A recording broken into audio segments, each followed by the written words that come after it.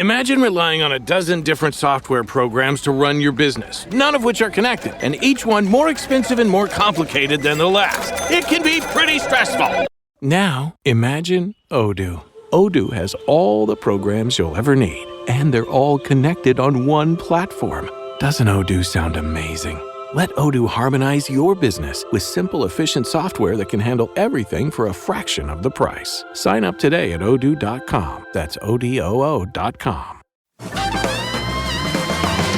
Hey everybody, Ian Cron here. Welcome back to Typology, the podcast on which we explore the mystery of the human personality and the human adventure through the lens of the Enneagram. I am coming to you again today from the San Jose Hotel on South Congress Street in Austin, Texas, where I am staying while traveling back to Nashville, Tennessee to take up residence once again. And I'm joined by Anthony Skinner. Hook 'em horns. You know I'm a Texan, Ian, and the SEC is getting UT, I think this year or next year. So we're excited about that. I have no idea what you just said, but I hope it's good. That all sounded to me like medical diagnoses. I was just thinking, man, I'm from California. I have isn't the SEC, is that like a Southern Baptist thing? Or is that a finance thing? Yeah. Absolutely. No, lost. Really, that's what I thought. Maybe it's SEC. I just think someone's going to come after me for is that the who goes IRS, after, the SEC. Yeah. The CIA, the NSA, I can't follow it all. But anyway, we are also joined by our friend, John Mark Comer, author of the new book, Practicing the Way, Be with Jesus, Become Like Him, Do As He Did. John Mark, 3 years. No, wait a minute. 3 years ago was the last time we had you on. Welcome back. Great to see you, both of you. Welcome back to the country. Too long. Well, indeed. Welcome back to the country. So my first question to you is, what is the frontier of growth for you right now as an Enneagram One? It would certainly be on the marriage and family side. Mm-hmm. And, there's some conspiracy of grace where I feel like our transformation and maturity seems to come to our most intimate relationships last. And so in this painful reality, I treat my wife, and in my case, my eldest son, worse than I treat anybody else on the planet, which is ironic because there is no one I love more than my family. And, in the conspiracy of grace, I got married, Ian, young, crazy young. So, her parents, we started dating when I had just graduated high school. She was a junior at the time. And her parents would not give us the blessing to get married until I turned 21. So we got married the first Saturday after my 21st birthday, which tells you everything you need to know about my shadow side. Wow. And so we learned in a rapid amount of time that we are very different people from very different families of origin and different cultural backgrounds. And so there's that. And she is a lovely human being. You would like her so much more than me. And that's not false modesty, but accurate assessment. And then my eldest child is nothing like me at all. I, as will be betrayed very soon, am a rule-following, dutiful, follow all the rules to the nth degree. My coping strategy of choice is I will not do anything wrong and then I will be safe, which turns out to be a horrific coping mechanism for life. And you're not supposed to type your kids, but sometimes when an Enneagram 8 walks into the room and they're not mature yet, you can't help but it. And so here I am with an eldest child who has yet to meet a rule he has an affinity for. He's a wonderful kid, but he's just a bull in a china shop, just learning his way through by experience, not by conversation with dad. And so honestly, the front edge would be learning not just to accept the contours of my life, but to learn to embrace and delight in them. Rolheiser has that beautiful story he tells based on Nikos Kazantzakis' memoir, about, when he was a young man, he's Greek, he goes to see an elderly Orthodox monk, and he asks him, Father Macarius, do you still wrestle with the devil? And the monk says, no, I've grown old, and the devil is grown old with me. We're too tired. I wrestle with God. And, the young novelist says, wait, you wrestle with God and you hope to win? And he says, no, I hope to lose. And I love, Rollheiser's interpretation of that is that in the first half of life, when we're younger, we wrestle with the devil, which he kind of interprets to mean kind of the fiery energies of our sexuality and our ego and our ambition and our fear and our drive. But then as we age, we wrestle with God, with how our life is turned out, with learning to forgive, learning to accept the contours of our life and its appointment. So I think I'm not that old, but I started really young, got married really young, planted a church really young. So even though I'm only in my early 40s, I very much feel like in that kind of valley in between the two mountains kind of season of life. So I think the front edge for me is really learning to not just not criticize and critique and be a perfectionist around my family, but really learn to actually love and delight in them. And that's where I think I'm most in touch with my brokenness. So it's interesting that you mentioned Ronald Rollheiser. In that same cabal of sorts, you have other writers. One, for example, would be Thomas Keating, right? Yes. And yeah. Now in Keating, Roar is a different animal, but in the same sort of universe. And it seems to me that we all have, in childhood, very specific needs, right? We have needs for esteem and approval. We have a need for safety and security, but we also have a need for mastery and control.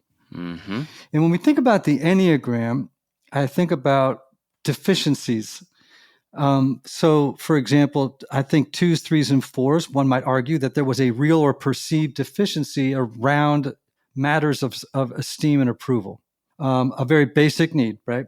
And then for 5s, 6s, and 7s, their deficiencies would have been around safety and security.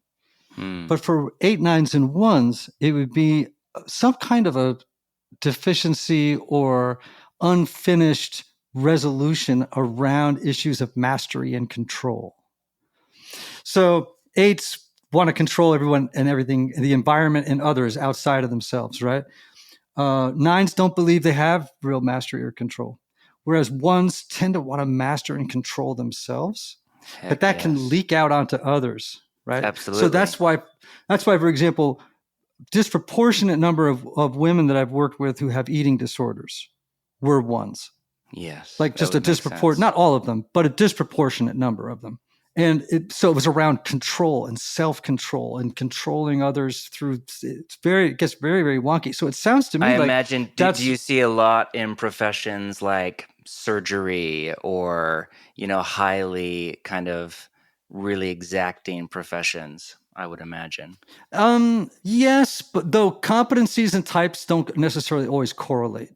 So I've met 9s who are great at things you wouldn't think. You know what I mean? Like, in other words, there may be people who just naturally slot in places. Maybe it doesn't take doesn't have to burn as many calories to be a great neurosurgeon as it might for another type, for a 7. Doesn't mean the 7 can't do it. It just means it requires a different level of intentionality and focus for the 7. But it seems to me that control, what you're sounding like with your relationship with your son, right? Like 1s can, when they're not in a very healthy place, they can be quite controlling. Oh, horribly. Yes. Right? Yeah, my therapist said to me, how do you let go? My therapist said to me recently, you make great plans for other people's lives that you could execute on. Yeah. That's great. Only you could execute on. So what do you think is in that, like, for you? I think 8s and 1s share this dynamic, which is they sometimes want to bend reality to their will. Like I'm going to make reality do what I tell it, right? Or I'm going to, and then of course it leads to like lots of like frustration because life won't cooperate with that agenda, right? So how are you learning to let go? Man, but you want the honest answer or the like, I'm on a Yeah. podcast and I used to be a pastor answer? No, I want no, because I'll smell that.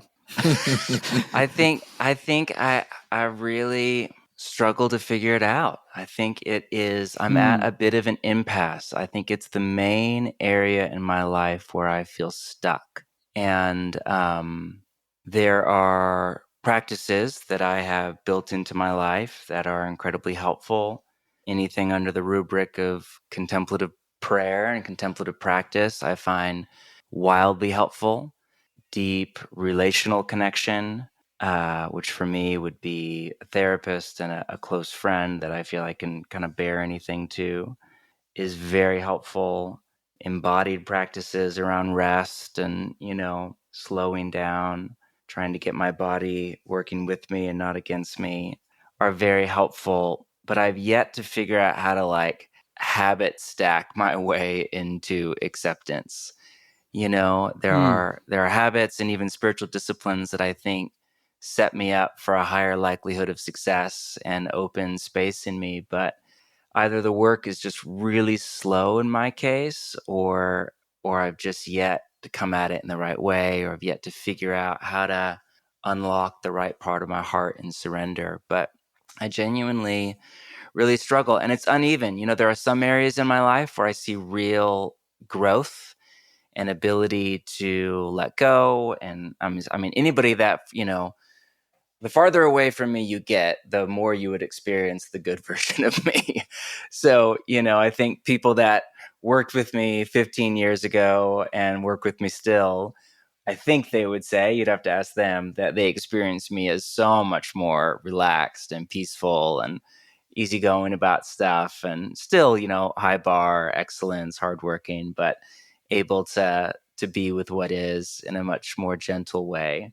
But the closer you get relationally to kind of inside my ego and a union, inside that emotional apparatus I've built to deal with the pain of life, which of course would be my eldest child and my marriage. The closer you get into that, the more you begin to, my reactive response would be more controlling and fear-based. And so, yeah, I'm rambling. I don't know the answer to that. I do see growth, but it has yet to become dramatic in the areas that I most care about. And, and so that's the path. There are days I feel stuck. There are days it feels really good. And I've just really, there's a new writer that I've discovered that I was not familiar with, named Jacques Philippe, who would be in that same kind of space as those that you mentioned. He's a French writer. And he writes much about learning to begin again quickly, and not when you fall. In my case, when I lose my temper with my kid or behave in a controlling manner toward my wife, and which isn't some crazy, telling her what to wear or whatever. It's just, obsessive vacuuming of the house or whatever it is. Learning to get back up without wallowing in self-hate or recrimination, which I think I have those proclivities in me too. So I wish I could give you tell me, coach me. Hey, I'm on your podcast. Can I get a little free help right now? What? Nothing's free, man. Speak into my life, Ian. I'll Venmo you later. Speak into my life about how do I learn to not just to let go, but to even delight in the goodness of the imperfection all around me. Yeah. I can only speak out of my own experience, right? And I think the greatest teacher, recently I heard a podcast, Krista Tippett did a podcast interview with, I think, Susan Cheever, John Cheever's daughter. And they were talking about Alcoholics Anonymous, and her father was in recovery. She's in recovery. But there was a person on the podcast, and they were talking about the 12 steps.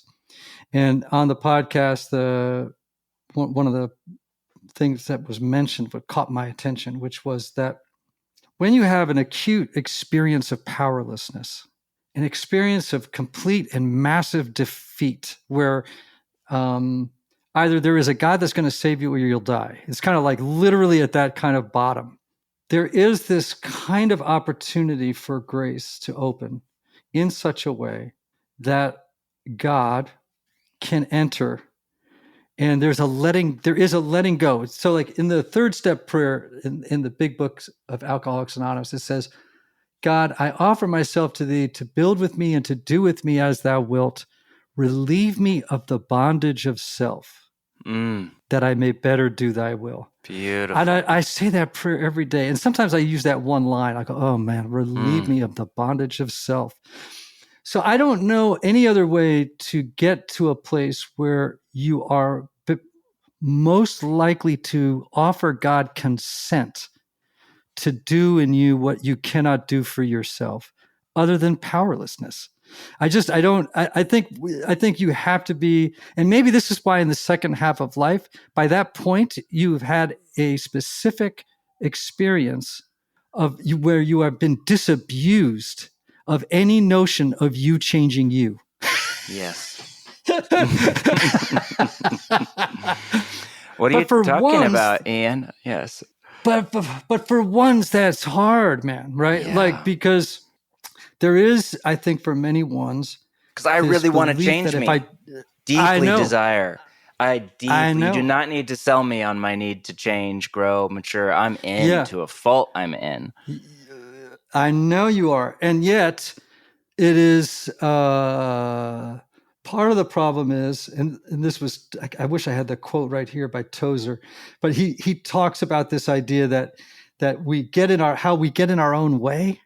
You know what I mean? Like, yeah. And sometimes, well, I think of that Thomas Keating line, the chief act of the will is not effort, but consent.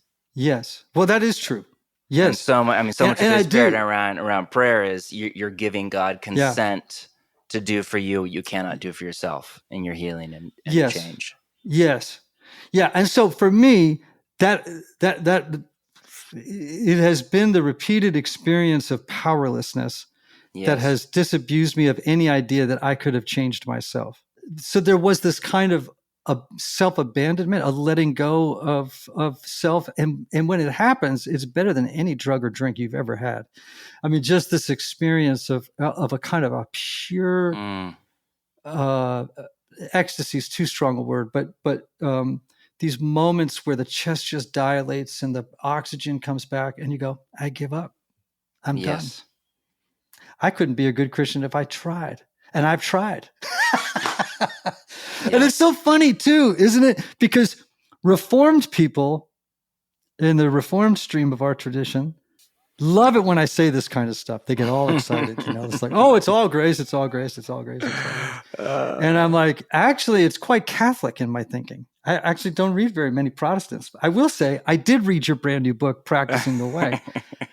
Be with Jesus, become like him, do as he did. I even have underlining to prove it. This is like me being a good Enneagram One right now. I'm showing terrifying. You my it's terrifying, all the things I underlined. But I really did enjoy it. You know what's hilarious about what you just said is I am most definitely not reformed in my theology. And I have always bristled against it because I think the Lutheran in particular kind of framing of law and grace as, rules versus self-effort, which I think is a misreading of Paul, I think stands in the way of spiritual formation, which requires some modicum of self-effort. So I've always bristled against it. But the older I get, the more in touch with my powerless I am. I keep saying to my wife, it's like, I feel like I sound like I'm a Calvinist or something. I'm just like, it's all grace. We just plead on the mercy of God. Just Lord Jesus Christ, have mercy on me.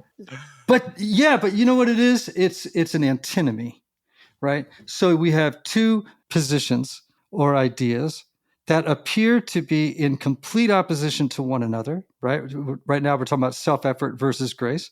And yet both independently could stand as true. And in fact, both are true at the same time, which of course, to certain temperaments is an insult, right? It's like that can't, black and white thinkers hear that. And of course they flip out. And I'm like, I don't know. It sounds like gospel calculus to me. Like it's just, it's yes, both. But I am beginning to, the experience you named a minute or two ago of those moments when your chest opens and you realize your powerlessness, and yet you feel utterly loved and free and at peace. Yes. I am Yes. certainly having those moments, and I'm having those moments more than ever.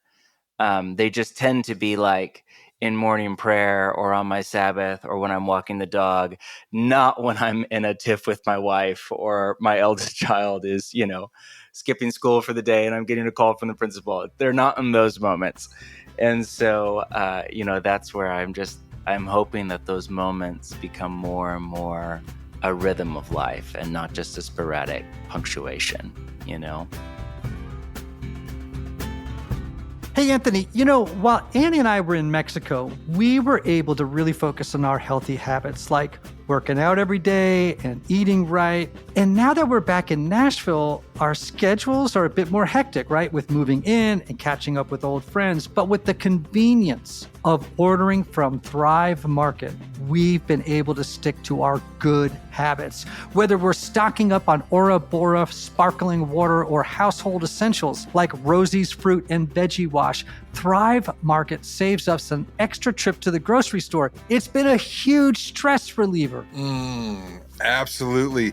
It's super convenient having items delivered to our doorstep, but I also save money on every order. For instance, I just saved $10 on my last order, including 37% off 7th generation hand wash. No. Absolutely. Well, listen, folks, you can get the same benefits. Save time and money and shop Thrive Market today. Go to thrivemarket.com/typology for 30% off your first order plus a free $60 gift. That's Thrive, THRIVE market.com/typology. thrivemarket.com/typology. Yes. So Anthony will tell you that my latest mantra to myself and to others when I'm out and about speaking at different things is, it's just going to take a minute. That's just my... If by a minute you mean a few decades. Yes, exactly. It's exactly what I mean. I think I tell this story in the book, but my wife, this was a number of years ago, so it might be actually helpful to come back and talk about this as relates to Enneagram One stuff. But I've had this lifelong struggle with anxiety. And I remember a couple of years ago just sighing and just one of those disheartened moments when I just feel like really disheartened over my lack of change and growth. And, anxiety really causes me to behave when anxiety is more prevalent in my body. That's like, for me, that's the trigger toward controlling behavior. It's not actually like ego driven. I'm not like trying to control them because I want them to make me look good or, I'm sure there's a little bit of that, but mostly I'm trying to make my environment around me perfect and safe because my brain has somehow believes this lie or been miswired to believe that perfection and safety are required. Things have to be perfect for me to be safe and secure. So I was just lamenting to her, man, I feel like I'm never going to change. And I just kind of said off the cuff, like, do you think I'll ever become I love to read the saints and, the idea of apatheia in Greek or serenity, will I ever will I ever receive the gift of apatheia, of serenity? And she said, oh yeah. And she's like, she's such a kind person. She was not cynical. She said, oh yeah, I certainly think you will, honey. I'm really hopeful for that. And I said, how long? And she said, I think in about your 60s. And she was not being sarcastic. She wasn't trying to be funny. She wasn't trying to be unkind. That was just her like hopeful, honest estimation was, yeah, in about 20, 25 years, I think by then you'll be calm. And and I just thought, so I don't know if that's what you mean by it just takes a little while, but it is exactly what I mean. And I will say, being in my 60s, that there's real truth to that. And when it does come, and it comes episodically, right? Like, I'm not saying it comes and like, you suddenly like are forever in a state of serenity. But I told a story on the show, I don't know, a couple episodes ago about I was leading a retreat in Mexico. And I was in the shower and I had this moment where I realized, oh, I feel whole. Like, Wow. wait a minute. I feel like something I have wanted all my life has finally made an appearance. Now, I think wholeness is shy, so it kind of appears and kind of fades and comes back and fades and comes back. But I have more experiences of wholeness now than I ever did in my 30s, 40s, and 50s. Wow. That is so encouraging. But I do think that's a matter of just repeated surrender, just repeated and life conspiring these moments where I have no choice but to surrender. Yes. So mastery and control, big issues, everybody, for 8s, 9s, and 1s, and something to consider and to think about. Like, I think that when I talk about mastery and control, I mean this belief that my presence, I can affect the others in the environment. And I can change others in the environment. That those are issues around mastery and control, which seem to be at the forefront for lots of 1s like yourself, but 8s and 9s in a different way. 9s give up on it, and 8s externalize it. You internalize it. So it's like even hearing you talk, John Mark, like the way that you talk, like it's interesting. If you like, You one's can just always say it. You don't have to be nice. I'm aware I messed Oh, up. no. Okay, well, actually, you're actually reinforcing what I'm about to say is how self-critical you are, even in the course of this conversation. Oh, if you had it's like there's almost like I almost want to tell one sometimes, don't flatter yourself. I know a lot of worse people than you. I know tons of worse people. St. Augustine. Let's just take St. Augustine as an example. But there is this kind of fixation on the absence of goodness in the life of a 1, isn't there?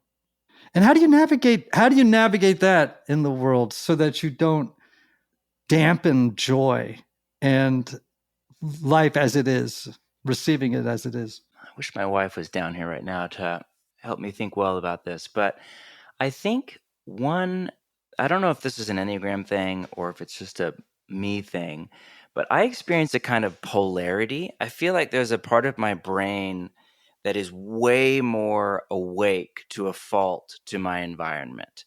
So my wife, who is, who would identify as a 9, she's the only person I've ever met who is too present to the moment. Every other person, needs to hear the little podcast or meditation or sermon on like, be more present to the moment, don't live in the past or the future. She's the only person I've ever known who's like, no, honey, we need to plan for the tomorrow. We need to make some plans. Like, we need to figure out meal planning, whatever. She's so present to the moment, joyful, relaxed, but she can be kind of oblivious to her environment. And she's so emotionally kind of just chill that it takes a lot to get her really excited about anything, right? So I will sometimes have frustration with her because I have the opposite problem. I'm hypersensitive to my environment, hyper aware of everything happening around me. I have to like be careful what clothes I wear because I'm like, different fabrics rub me so wrong. I'm just gonna be so highly anxious, highly sensitive, all of that nonsense. But the upside is I feel like I experience joy. I mean, you put me in front of an oak tree and my wife won't even notice there's a 300 tree in front of her. And I'm just in glory. I mean, I'm just exulting in the presence of beauty as I'm walking down the road. So I feel like there's some, that same part of my brain that just sees everything that's wrong with the world. I'm trying through gratitude practices and prayer and hanging out with Enneagram 7 friends and learning to let the crumbs fall on the floor. I'm trying to like aim that same part of my brain at the goodness of life. And and I can't turn the other part of my brain off. It sees all, but I can try to point its attention towards some of the goodness. And so that's where I feel there's a part of my brain that, man, whether it's a good film or a California live oak or a sunset or a good meal or a glass of wine, I feel like there's a part of me that can just exult in the goodness of my ordinary life before God.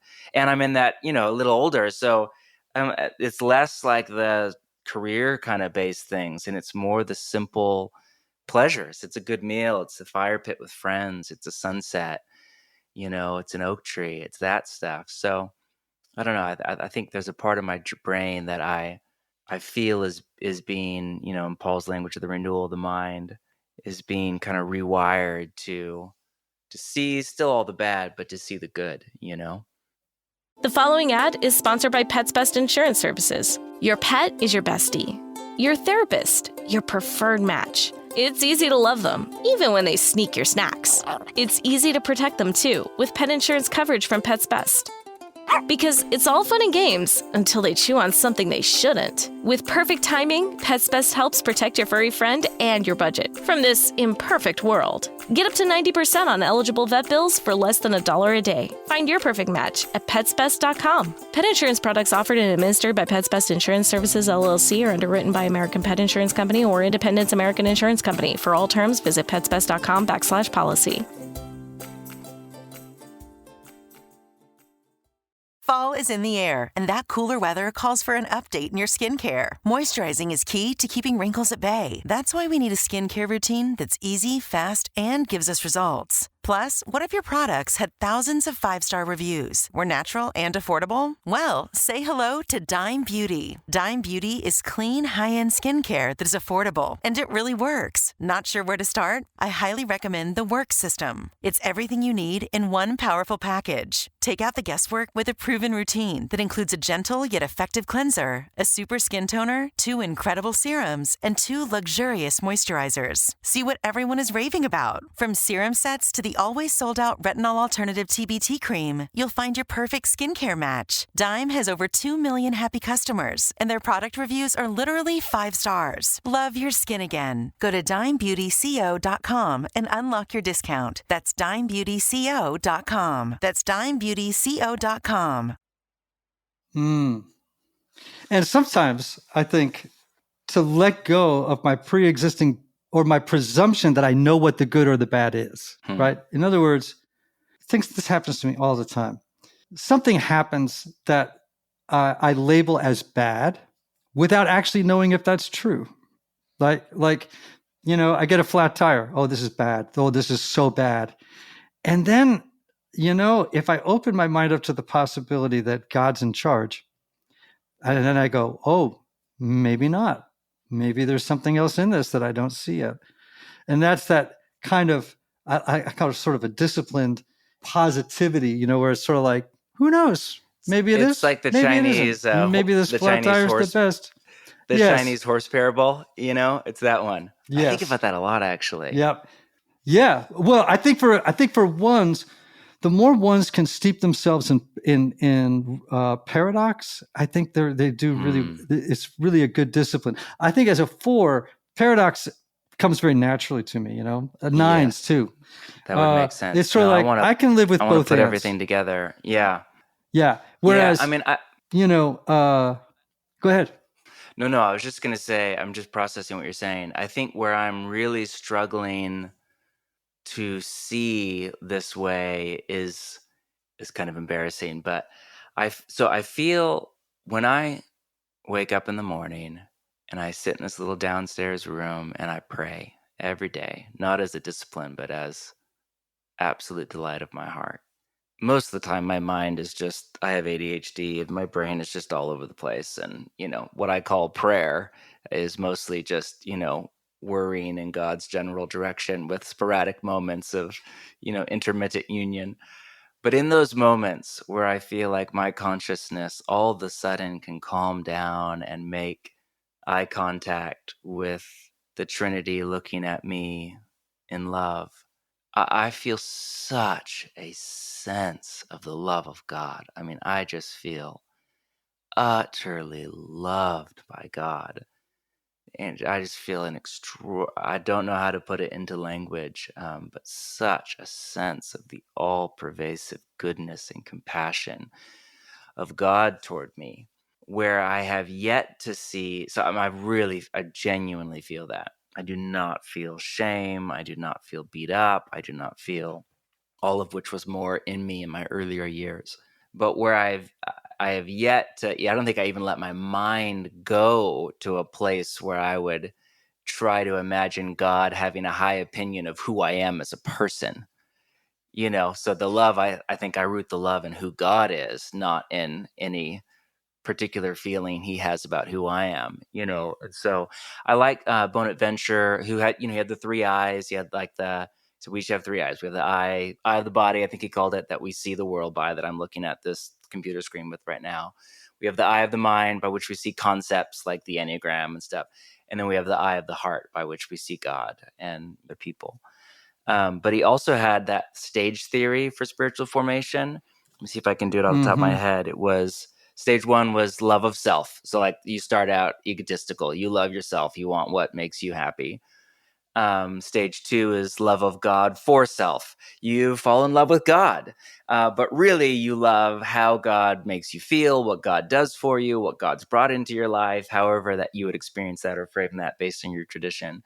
Stage 3 is love of God for God. You just love God for who he is. And then all that's like, yep. I see that progression in my own life. But then his stage 4 one, and I'm clearly not there because I just am crickets when I read about it, is love of self for God. And that's one where I read that. I'm like, oh, wow. I think my mind can get my head around that, but I don't think I know that one from the inside yet. It's going to take a minute. It's gonna take. I'm taking notes. This is the first podcast I've been on in a while where I have notes right in front of me here. It's gonna take a minute. But it's true. By the way, it's that's a book title. Give us a book in the future here. All right. Yeah, but I do think it's, dude. I have made, so many repeated mistakes, and the ground where I get into trouble. You talk about anxiety, right? That's your thing. I don't wrestle with anxiety. But all my life I wrestled with addictions, and I understand addictions for myself. And I think lots of alcoholics and addicts would say this, that it was just a misguided search for union with God. Carl Jung talks about addicts as frustrated mystics, that there was this almost like, can I get there faster?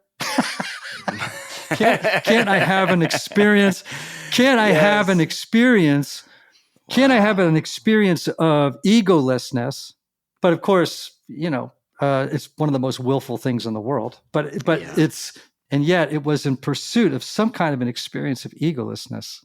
It's interesting. So, again, the explosion. I live in LA now. The explosion, at least in California, the way that psychedelics are becoming kind of a new religion.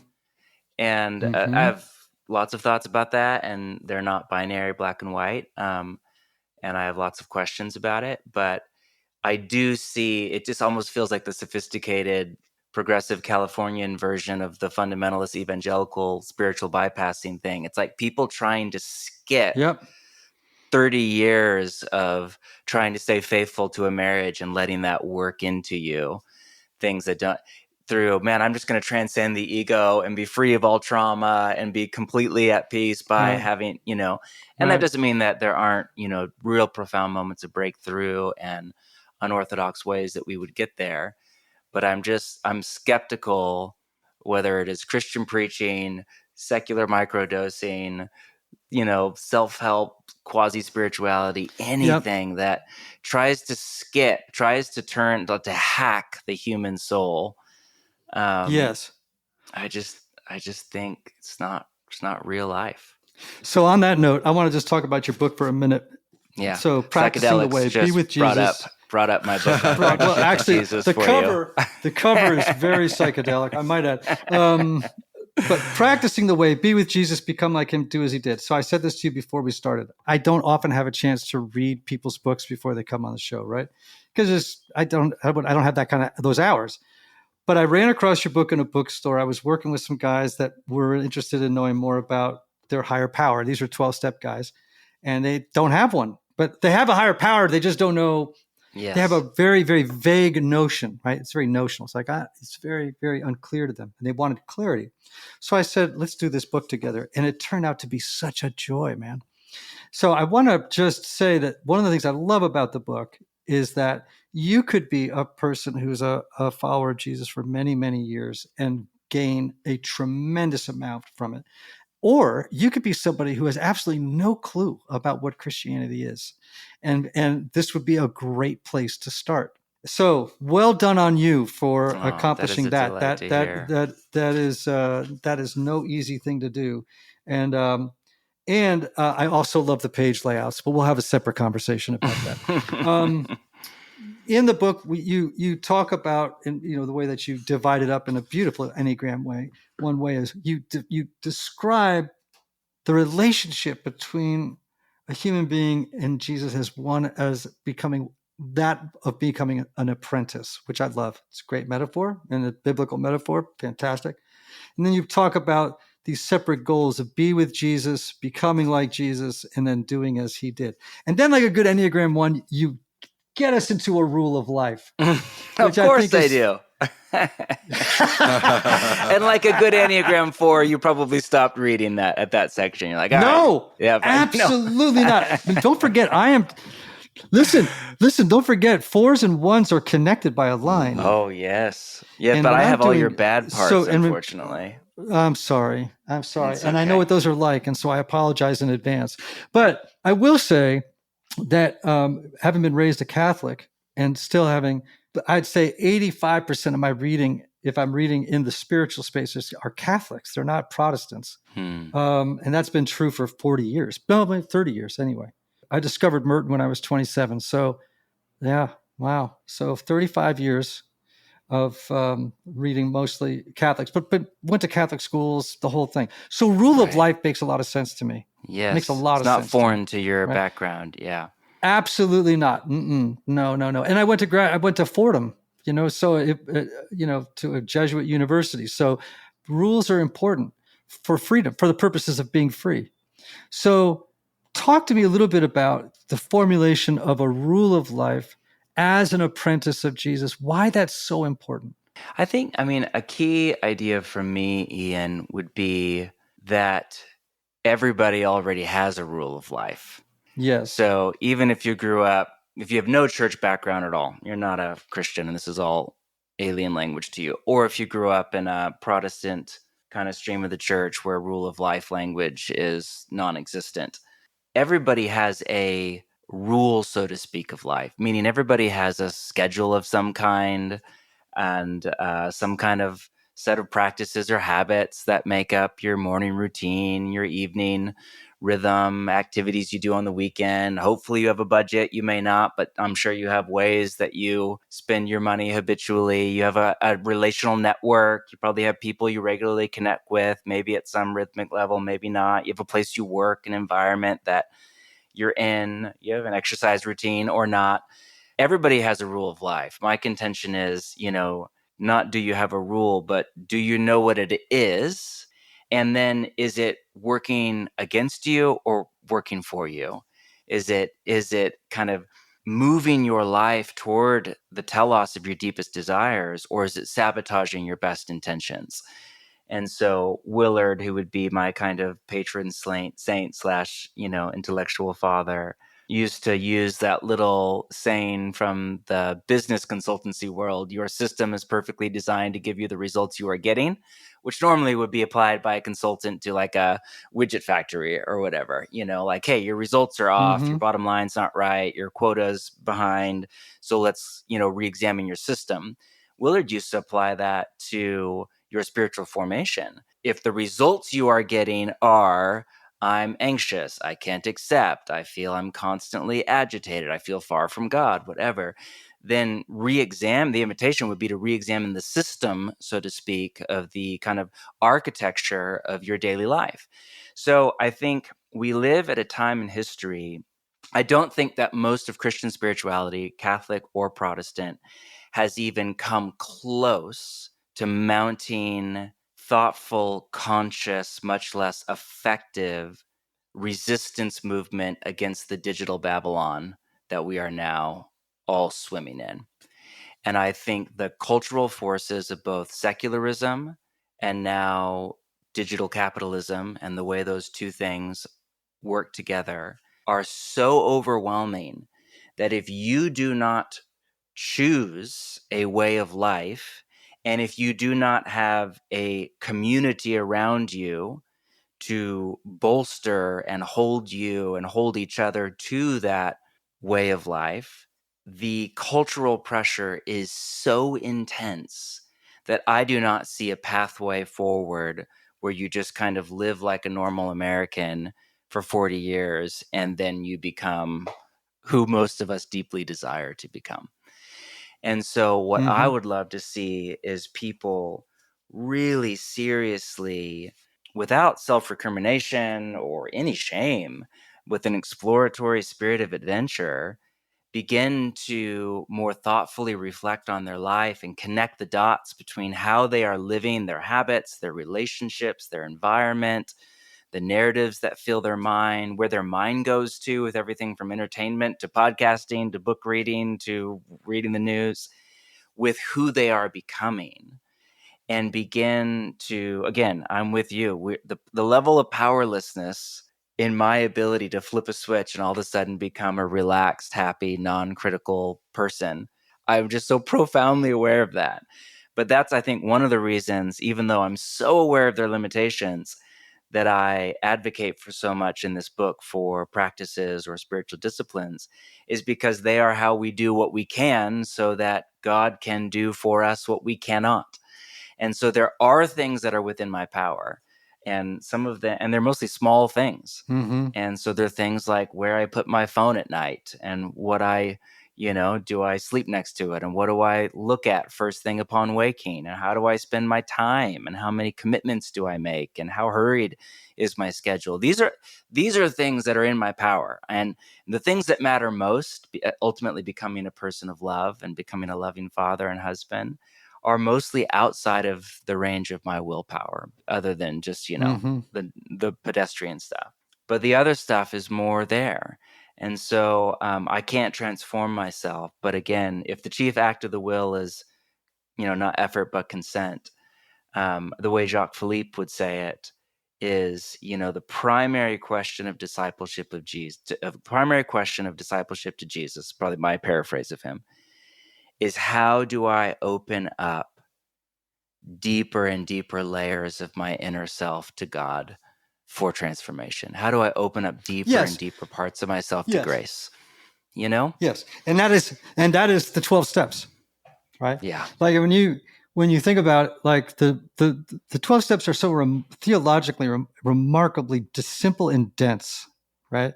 Like just this notion that we begin with those first 3 steps is just about the repairing a ruptured relationship with God.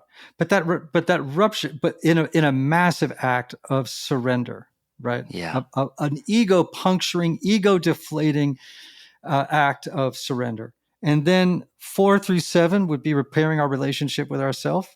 When you think about, 8 and 9 would be repairing our relationship with others. Yeah. And then 10 through 12 is a rule of life, cultivating a life that supports health and growth in those domains. Holy cow, you see like the best of Christian spirituality in that flow. That's a new categorization to me. Thank you for that. I will walk away with that gift. Coming out next January. You'll read it next January, I hope. Anyway, it's so exciting to me to have this conversation around a rule of life, because I do think, because actually functionally the 12 steps are a kind of universal rule of life for me. Not particular, they are particular to my life, but I have a separate rule of life that is more about my own habits and my own disciplines that open me to the ongoing activity of grace. That's kind of the best way I can. That's very well said. Yes, I love that. But I don't really. But those are particular. The 12 steps are more of a universal piece. Well, that's some of what a rule of life is, right? It's like trying to work the universal, maybe that's not the right word, but the 30,000-foot level vision of Jesus in the kingdom of God. How do I work the Sermon on the Mount into my body, into my neurobiology, and what I love about the book, world. And what I love about the book, and my wife asked me this over lunch this afternoon. I said, we were having this conversation, and I mentioned that you were an Enneagram One, and she says, "Well, did you feel that the book was gracious? Like was it a grace-filled book?" And I said, "He's a pretty evolved Enneagram One. Yeah, I felt like there was this beautiful balance of recognizing this funny dynamic between self-effort and surrender, and recognizing that we have very little to contribute. Like God really does get to carry the lion's share here. We have very little to contribute, like about as much as my 5-year-old does when they come out with a plastic shovel to help me in the garden. That's about all I got when I come to the table with God. God gets to do, the vast majority of the work. So much of the work for me is just saying yes. It's just saying yes. But man, oh man, that is a lifetime effort of saying it with utter sincerity and genuineness. That takes a long time. Well, John Mark, man, I've loved this conversation. This is always again love chatting to you, Ian. Thank you for having me on. Oh my gosh. Everybody, you really must read this book, Practicing the Way, Be with Jesus, Become Like Him, Do as He Did. And I can actually say that as somebody who read it. So from front to back, and have led 2 men through it with me. So John Mark, thank you for you're welcome. Yes, I've been taking notes on our conversation, and I'm just going to write down highly evolved one so I can pass that on to my family this evening. Yes. And by the way, next time you're Enneagram expert, Ian Cron, says I am a quote highly, they will all, I won't tell you what they will do in that moment. So, hey, next time you're on, what I want you to, next time you're on, here's what I want you to school me on. Yes, give me some homework between now and the next time. Okay, here's your homework. Why do I meet so many Enneagram 9-1 couples? Because it is the 2 numbers that go together the most often. I don't understand it, but I wish we'd had another 15 or 20 minutes. I would ask you, what is the thing that 9s and 1s find each other? Because they do. It's crazy. Well, so many of them. Part 2. And part 2. Hey, listen, I will be out in LA. When we get off, we're going to swap information because I will be in LA. Done. Very, very soon. I'd love to catch up with you. Anthony, I'm going to be catching up with you next week. You have to get to your son's graduation, so I'm going to sign us off, brother. Sweet. Good to be with you, John Mark. Bye, guys. Thanks, Anthony. Hey, everybody, don't forget these words. May you have love. May you have joy. May you have peace. May you have healing. May you have rest. Until next time.